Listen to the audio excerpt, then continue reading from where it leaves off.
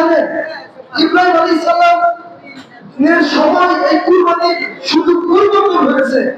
এই কুরবানির পদ্ধতি চালু ছিল সর্বপ্রথম নবী, সর্বপ্রথম বিজ্ঞানী, সর্বপ্রথম মানুষ আদম আলাইহিস সালামের ছেলে হাবিল ও কাবিল থেকে। সেই সময় নবীদের প্রক্রিয়া, এই কুরবানির প্রক্রিয়া ছিল ভিন্ন।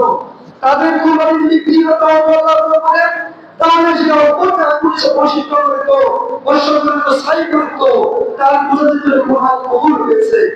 ইব্রাহিম আলাইহিস সালামের সময় একমাত্র পরিচয় করতে পারলেন ইসরায়েল দল। একে আল্লাহ সুবহানাহু ওয়া তাআলা বলতেন তাকে জবাই করো, স্বপ্নের মাধ্যমে তিনি দেখালেন।